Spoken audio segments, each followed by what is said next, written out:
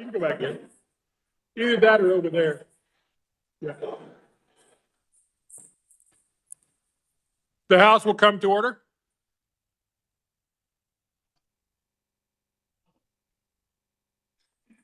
The following escorts are dismissed to meet their assigned guests. To escort the governor, Representatives Beeler, Steens. Did you get that, Angela? Steens. Where is she at? There she is. I messed up her name the other day. Eno Hobson. To escort the Lieutenant Governor, Representatives Esau, Sweely, and Weichel. To escort the Supreme Court, Representatives Kahar, McNorton, and Carmichael. To escort the Senate, Representatives Getz, Kessler, and Sawyer.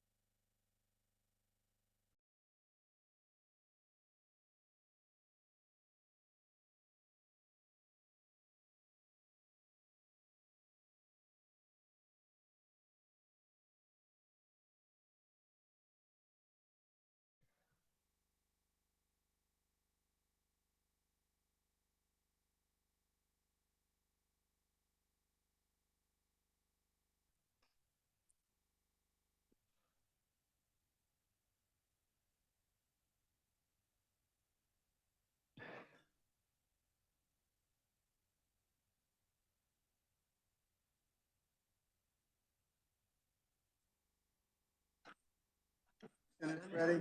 Senate's ready. All right,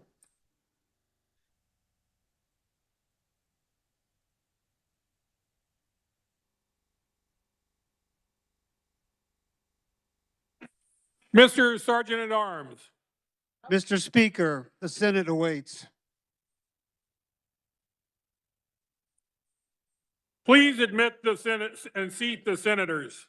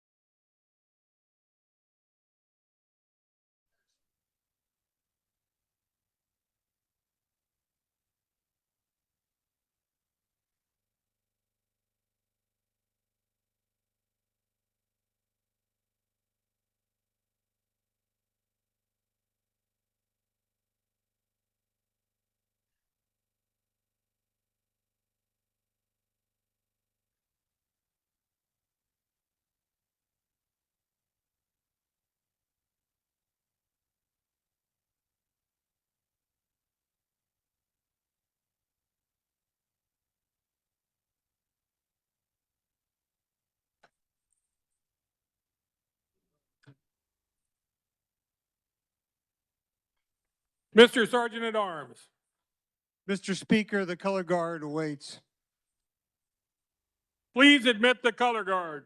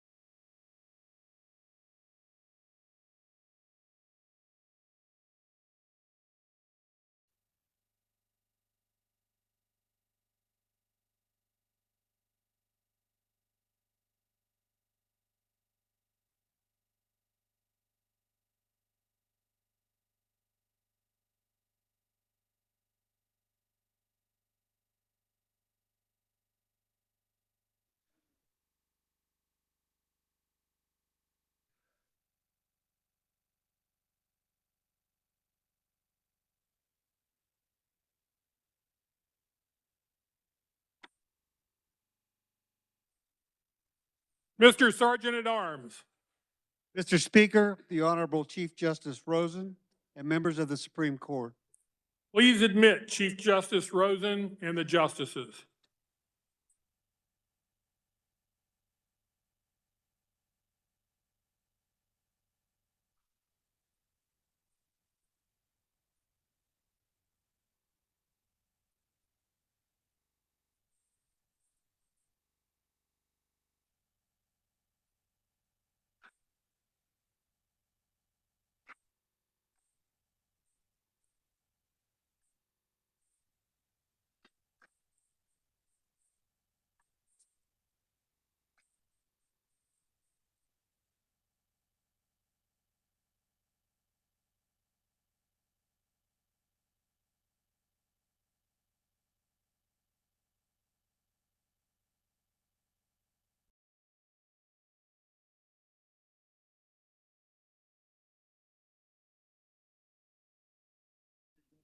He's here.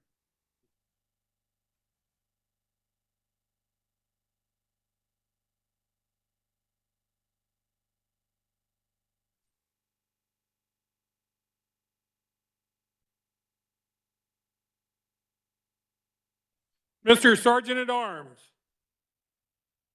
Mr. Speaker, the Honorable David Tolan, Lieutenant Governor of the State of Kansas. please admit Lieutenant Governor Tolan.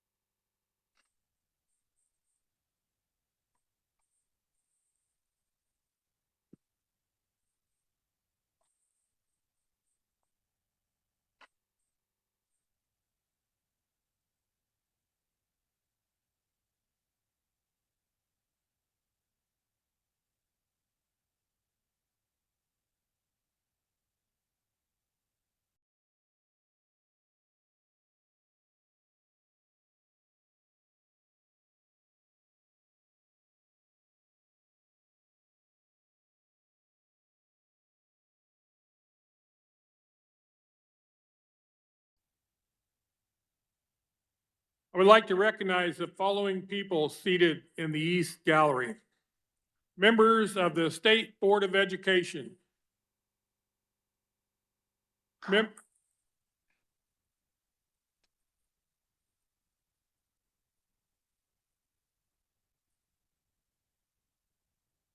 Members of the Board of Regents.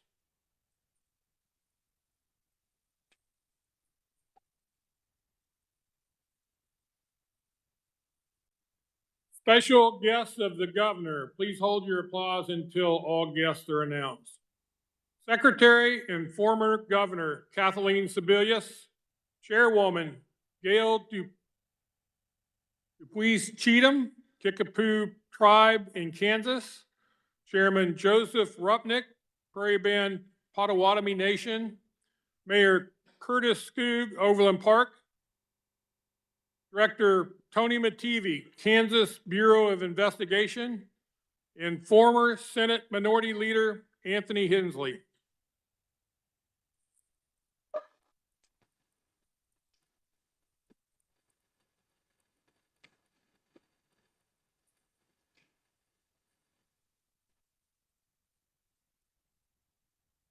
I would like to recognize the following guests in the West Gallery. Secretary of State Scott Schwab, Attorney General Chris Kobach, State Treasurer Stephen Johnson, Insurance Commissioner Vicki Schmidt.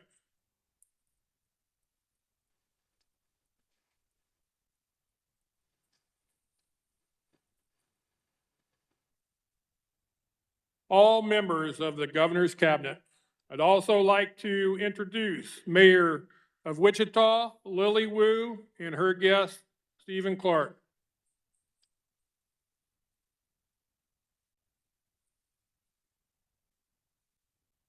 And also Sedgwick County Register of Deeds, Tanya Taywater.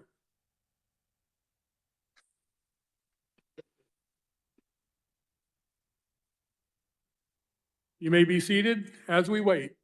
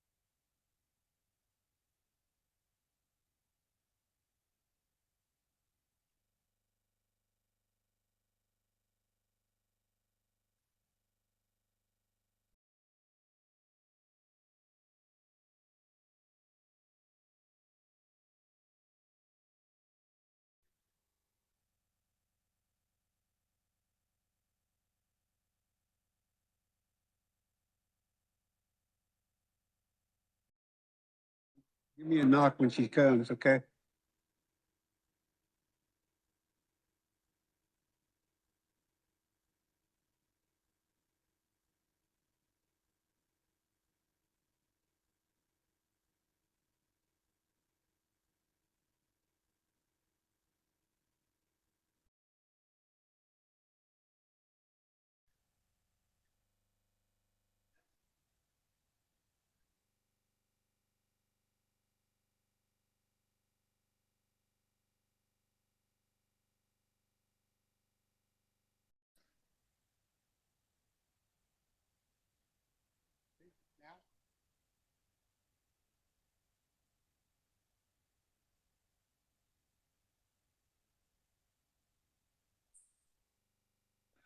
Mr. Sergeant at Arms, Mr. Speaker, the Governor of the State of Kansas, the Honorable Laura Kelly.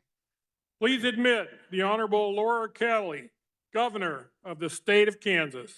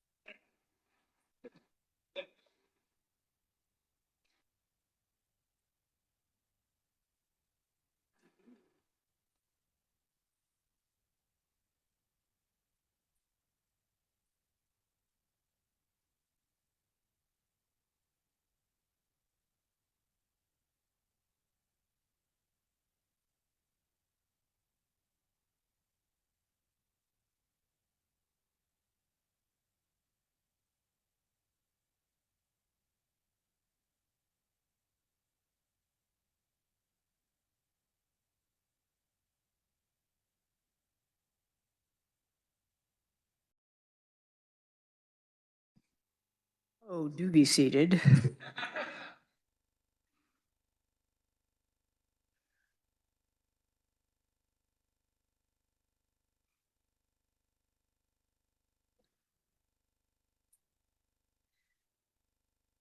So here we go. Mr. Speaker, Mr. President, Chief Justice Rosen, and the entire Kansas Supreme Court, members of my cabinet, leaders of the Kansas tribes, all the constitutional officers and legislators assembled, it is my honor to speak to you tonight. Before I begin, I would like to recognize a special guest with us this evening. I believe many in this chamber know him, as he has been a tireless advocate for deeper economic and cultural, cultural ties between Kansas and Ireland, the land of my ancestors. Senator Mark Daly, would you please stand to be recognized?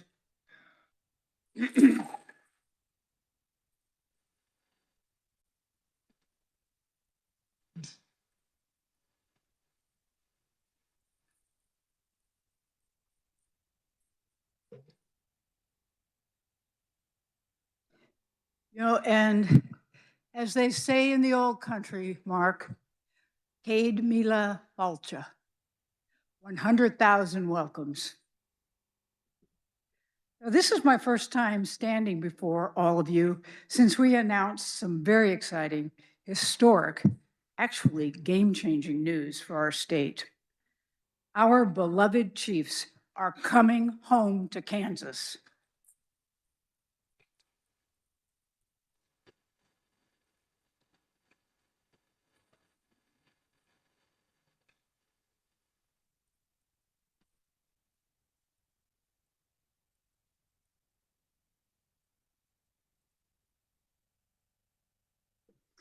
Their world-class stadium, which opens 5 years from now, will make Kansas a sports and entertainment mecca.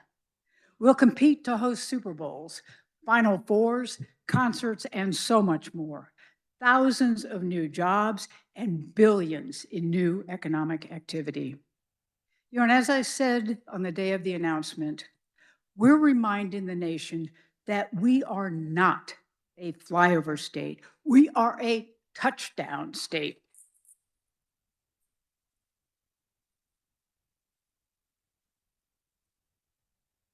And we brought the Chiefs to our state without a tax increase on Kansans and without pulling a dollar from other priorities in the budget. This is not only a massive win for Kansas, it is a win for the entire region. We were able to ensure that our kids, our grandkids, can carry on the tradition of roaring for the Chiefs just down the road. I'm proud to welcome the local leaders who were instrumental in making this happen. KCK Mayor and CEO of the United Government of Wyandotte County, Crystal Watson, and Mayor of the City of Olathe, John Bacon. Please stand to be recognized.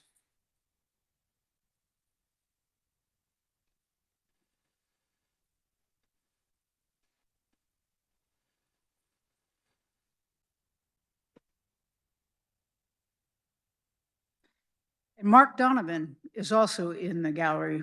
For those of you who don't know, Mark is the president of the Kansas City Chiefs and deserves much credit for getting this deal done. It is an honor to have you here tonight, and please give our regards to Clark and the entire Hunt family. Mark Donovan.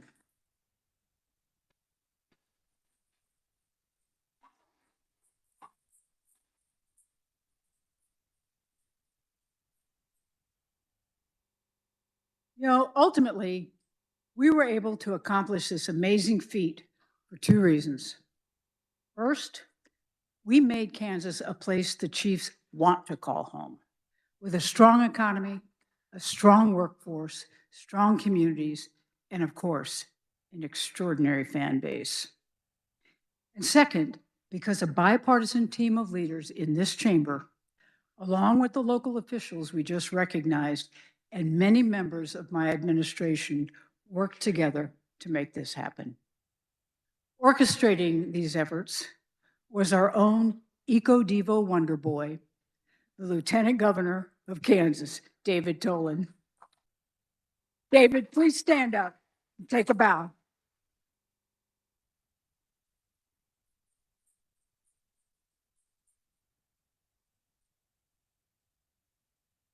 To land the Chiefs, we put all politics aside. We all put personal differences aside, and we didn't care who got credit. We just did what was best for Kansas and for our shared future. That's how you do big things. That's the way it's supposed to be. As you know, this is my final State of the State address. Now, Yeah, Mr. Speaker, Mr. President, I put that line in because I thought it was going to be the only standing ovation I'd ever get from you.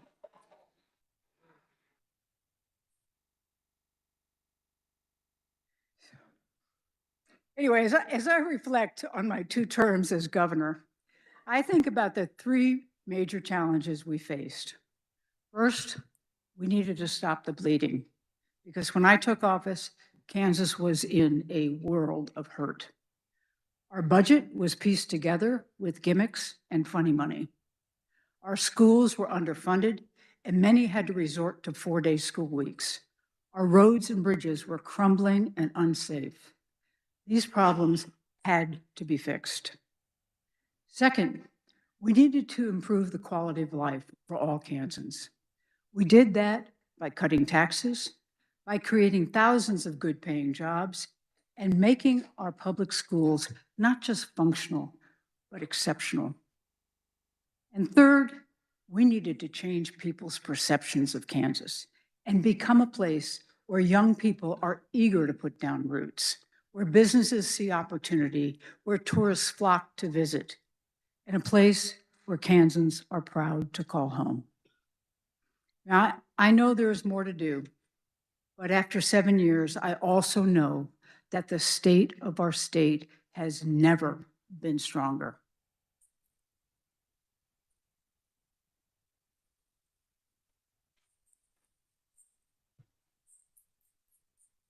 And I also know that the state of our future has never been brighter. Now, you all know me. I am an eternal optimist, but I'm also solidly pragmatic. So let me state the obvious. We live in extraordinarily challenging times. And I don't just mean our politics. If you think about the last decade in America, the speed of change we've endured is staggering. We now live our lives attached to devices. It's how we do business. It's how we keep up with the news. It's how we talk to our coworkers and friends, even our own grandchildren. And in the midst of it all, we also survived a global pandemic, only to return to a world changing even faster with remote work, AI bots, and cars that drive themselves. Many of us wish we could go back to simpler times, but we know we can't. We live in an era defined by disruption, an era that requires more from our leaders than ever before. Yet right when Americans needed leaders they could look to for strength, for resolve, character, and a clear vision, they got the exact opposite at the national level from both parties. When it became acceptable for nations' leaders to treat one another in the most uncivilized ways imaginable, language and behavior we'd never tolerate from our own children. And instead of using this new technology to reach people with messages of unity and hope, these devices have been turned into weapons for elected leaders to ignite chaos and anger and even violence. Instead of representing their communities, elected officials turned into foot soldiers for their political parties, firing off insults and vitriol to score likes, follows, or wins for their team, instead of doing what's right for their constituents. It's as if they checked their free will at the door and just did as they were told, treating their own colleagues in such angry and dehumanizing ways just because they're in the other party. And the most frightening part, it's now become the new normal. All accepted part of political discourse. Well, I reject it. We must all reject it.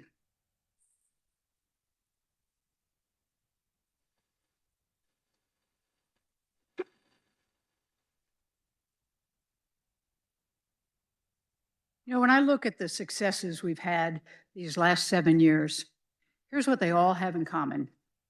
They required elected officials from different parties with different ideologies from different parts of the state to come together, meet in the middle, find common ground to do what's best for Kansas. Now, there's a word for that. It's called civility.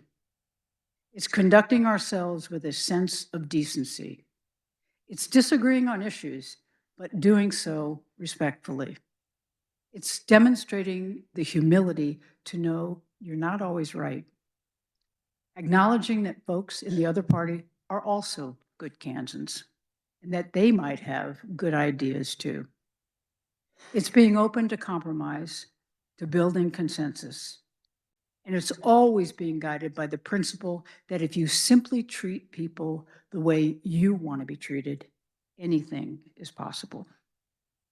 Since the beginning of my administration, by using this approach, we've been able to enact into law 587 bipartisan bills. That's 587 times coming together across the aisle in today's politics. That's something we should all be proud of.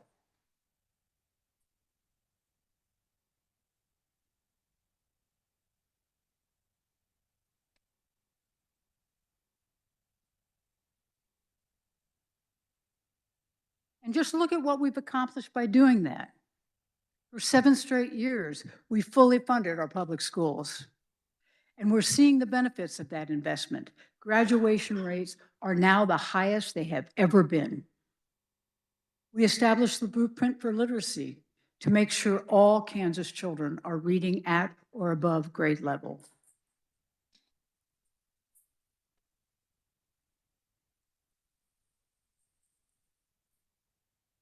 And while the national discussion has only just recently turned to affordability, here in Kansas, we knew it was a top priority long before it became a political buzzword, just by talking to Kansans. In response, to help Kansans deal with rising costs, we cut over $1 billion per year in taxes. We totally eliminated the sales tax on food, saving Kansas families $500 a year. That's huge, and we got it done together.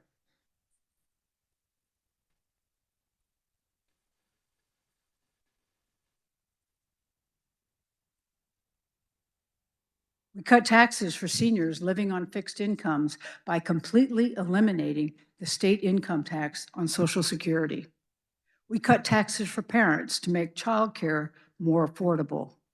We cut taxes for farmers to lower input costs. All of this is why last year, CNBC named Kansas second in the country for cost of living.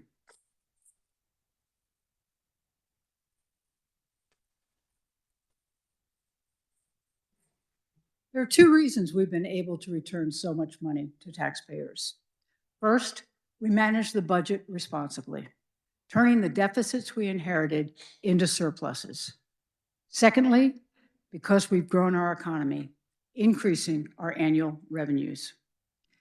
That's been driven by a sustained, historic stretch of economic wins. I'm talking about Urban Outfitters in Wyandotte County, Amber Wave in Phillips County, Bartlett Grain in Montgomery County, Hillmar Cheese in Ford County, Boeing in Sedgwick County, Schwann's in Saline County, and then, of course, Panasonic and the Kansas City Chiefs.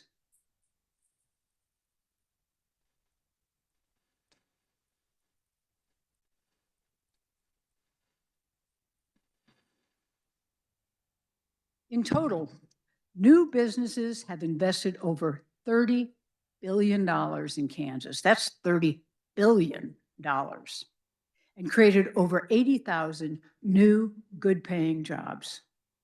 These are careers that Kansans can build their lives around. And it happened because we worked together. And that's not all. We also created the Office of Early Childhood. We blended 20 programs into one, so parents, providers, and businesses will have a single point of contact for everything they need to support our youngest Kansans. We have developed partnerships with the private sector to exponentially expand access to quality early childhood experiences all across Kansas. Right here in Topeka, the state of Kansas and Blue Cross Blue Shield will soon cut the ribbon on a 160-slot childcare facility just blocks away from the Capitol. The Office of Early Childhood was a reform most of us agreed we needed. But we had different ideas how to get there. So we talked about it. We hammered out our differences, we compromised, and we got it done. So thank you, Chase.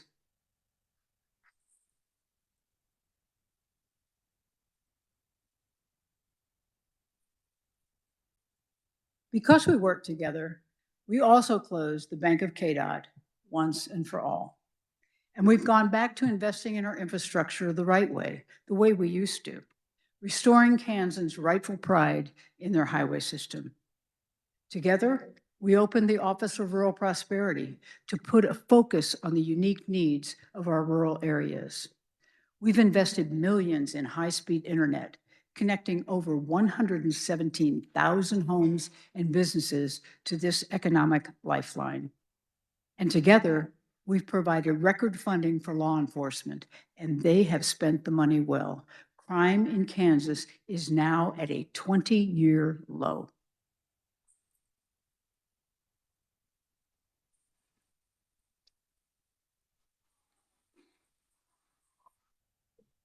You know, everything I just talked about, we did it all while making sure our budgets were balanced every year. We did it without a tax increase. We paid down our debt. Our credit rating is strong. Our rainy day fund stands at $2 billion. Together, we have returned fiscal sanity to Topeka.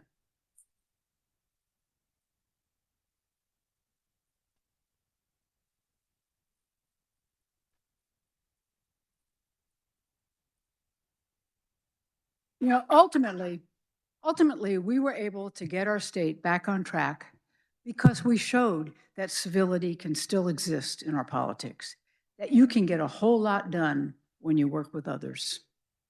But we cannot take it for granted. There are too many forces trying to push us into our partisan corners and make the other party the enemy. And sadly, we have seen some examples of where the ways of Washington have crept in to our conduct here in Kansas, where the level of discourse in this building went places I know many of you were not proud of or comfortable with. We must have the courage to treat each other with respect, regardless of the intensity of debate and discourse. We must have the courage to put what's right ahead of what's politically expedient. We must have the courage to compromise ahead of party purity. This moment in our politics requires it. And make no mistake, it's what the people of Kansas want. I stand before you as evidence of that. I did not get elected governor twice by screaming the loudest or bullying other people to get my way. Quite the opposite. I'm here because Kansans were looking for someone who would turn the volume down, do more listening than yelling, and bring people together to compromise and govern from the middle.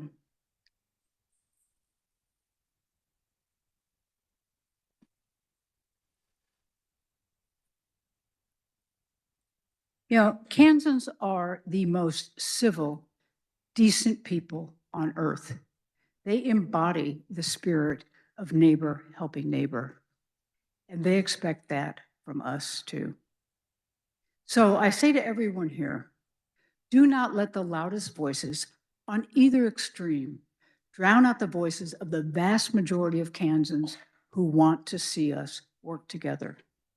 It's been the right approach. It's been an effective approach. And it's what we need to do this session to make it our strongest ever. You know, when it comes to this session, it won't surprise you that my priorities always start with our public schools. Let's step back a moment and acknowledge this remarkable comeback. Just 10 years ago, in the aftermath of the disastrous tax experience, we had many school districts in Kansas forced into 4-day school weeks. Then, just as we finally restored full funding, COVID hit, and educators and parents had to adjust to remote learning, which we all know was horrible for everyone, especially the students. But our communities rallied. Teachers went into overdrive. Parents put in the extra time at home. Kansans take so much pride in their public schools, and together we double down on our commitment to them, not only fully funding our schools, but record funding for our schools.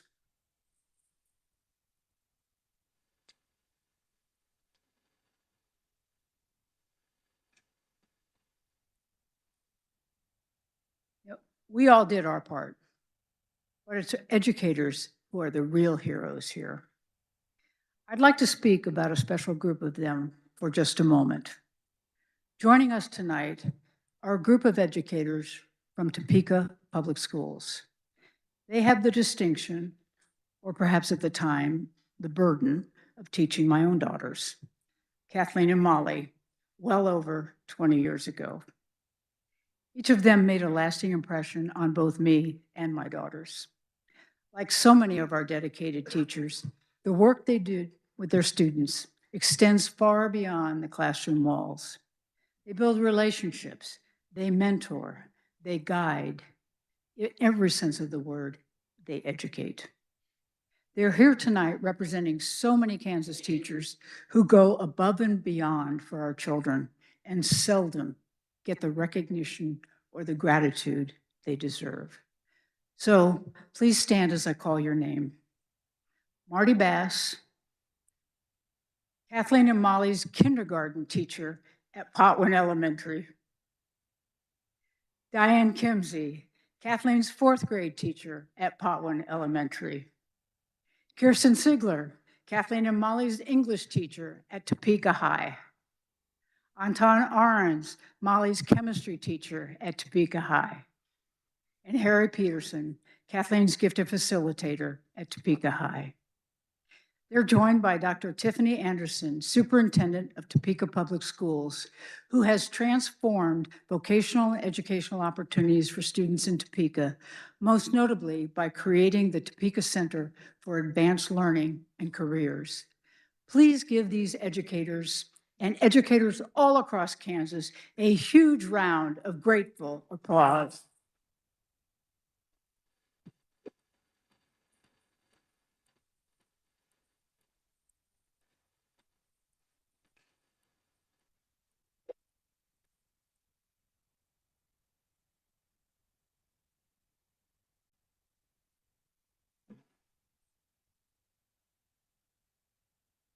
It speaks volumes that so many of us can think back decades and remember the teachers who touched our lives or our children's lives.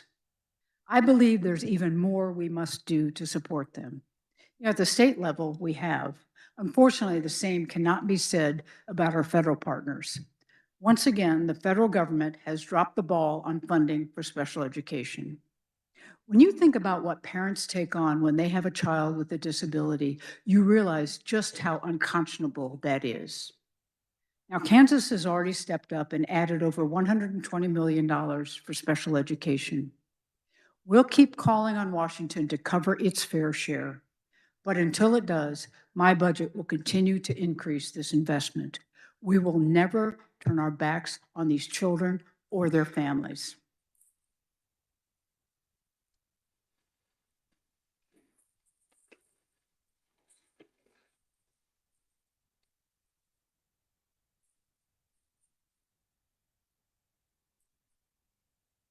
We also know that tens of thousands of families in Kansas qualify for reduced price lunches, especially in some of our most rural areas. And we also know, with grocery costs being what they are right now, that for many of these families, even that reduced cost is untenable. So I am, again, including funding in my budget to allow students currently on reduced price meals to move entirely to free meals to ease that stress on their families. Let's make it clear.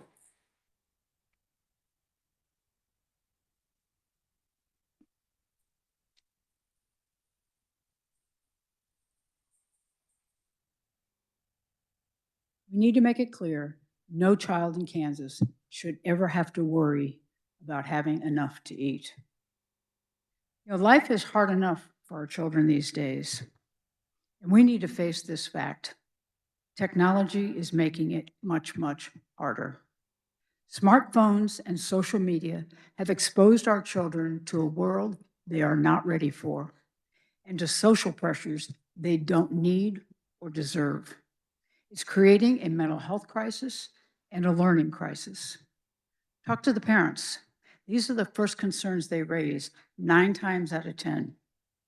Research on this is very clear. Anxiety in our kids is up, depression is up. Tragically, suicide is up. Cell phones are making it much harder for our children to learn and for our teachers to teach. We need to step up and do something about this. This session, we must pass the bipartisan proposal to ban cell phone use during the school day.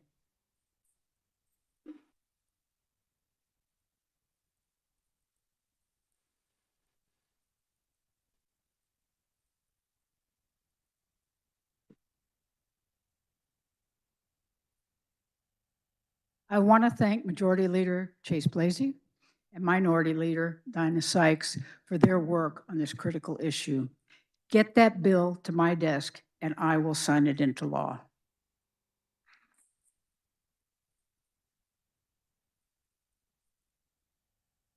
We also know that mental health challenges are not limited to our children.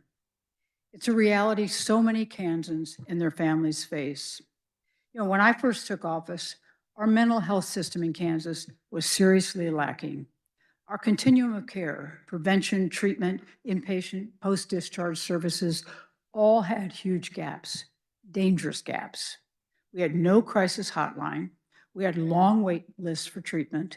We had a severe shortage of mental health professionals and services, particularly in our rural areas. Fortunately, there were legislators on both sides of the aisle and leaders in our state agencies who recognized the danger and focused like a laser on solutions. Now, we have the Office of Early Childhood, which will ensure our youngest children get the start in life they need to become resilient, productive adults. We were one of the first states in the country to implement the Certified Community Behavioral Health Clinic model that will focus on the whole person approach.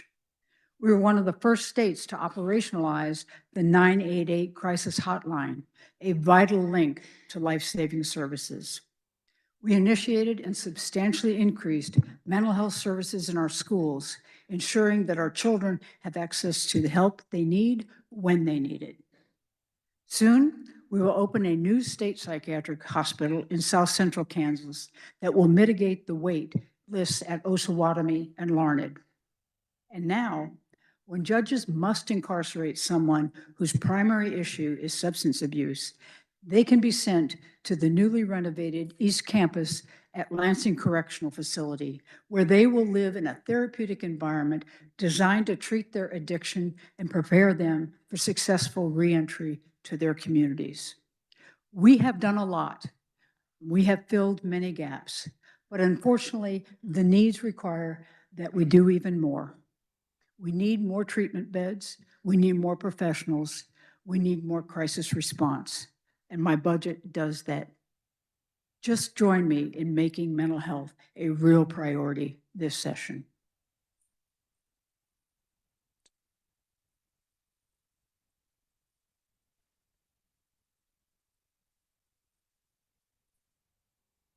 When we announced the agreement with the Chiefs to move to Kansas, we showed Kansans and the rest of America that we are capable of coming together to do big things and that we're able to think long-term. Now, we must do that again. We must do something that no legislature, no administration has ever been able to accomplish, and that's to properly, permanently address our water crisis. Last year, we took a critical step by establishing the Water Task Force, led by Representative Jim Minix and Senator Kenny Titus. Now I'm calling on the legislature to support that task force in its work to lay out a comprehensive long-term strategy and identify a dedicated funding source, much like we have successfully done for our highways. I know it won't be easy. I know it is a very sensitive political issue, but the future of our entire state is dependent upon the actions we take today. It will require looking beyond the next election and looking instead to the next generation. And someday, when your great-grandchildren are looking at that family album, let it be said that when you were in the legislature and you had the chance, you did the right thing. You know, water, yeah.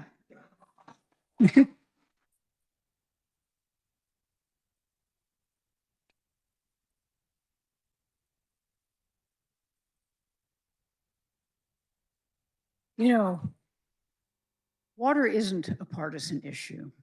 It's a Kansas issue, and it's a time-sensitive issue. Let's treat it that way and make it a top priority this session. You know, when you think back on this journey we've been on together, it's quite remarkable the turnaround Kansas has made. 10 years ago, Kansas was generating national headlines like, "What's the matter with Kansas? It can't do math?" Late night shows mocked Kansas, calling us a laboratory of fiscal disaster. But now, instead of being a national punchline, we're winning national awards for economic development, for modernizing our unemployment system, for our first-class roads. And perhaps the greatest recognition of all, the Kansas City Chiefs, who've won 3 Super Bowls while I've been governor, something no other current governor can claim. They will literally move Kansas to the big leagues. Big things are happening in our small state, and there are more big things to come if we work together. In my first State of the State in 2019, I encouraged us to consider a fairly profound question. What is Kansas worth? What sacrifices are we willing to make for the state we love? Were we willing to do the hard work, putting what's right for Kansas above what's right for our political parties? Tonight, I highlighted all of the successes we've had by doing just that. But that spirit of civility must endure in the months ahead and the years ahead, as the challenges we face will only get bigger. We must live up to our state motto, ad astra per aspera, and show America that civility in our politics is still possible, that civility is what brings us together, and that civility is a winning formula for governing and for life itself. Thank you and good night.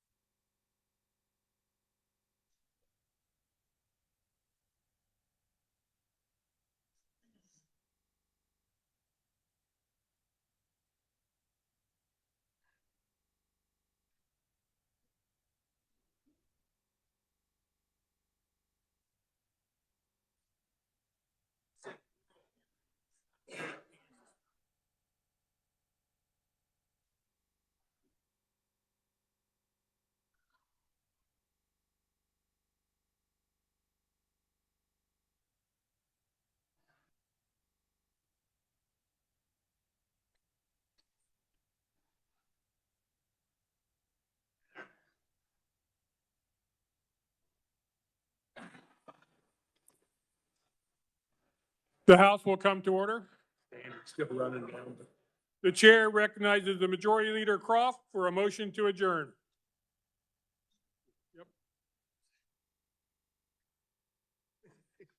Last time I get to be taller. Mr. Speaker, I move the House adjourn until Wednesday, January 14th at 11 a.m. You've heard the motion. All those in favor signify by saying aye. Opposed, nay. The ayes have it. We are adjourned.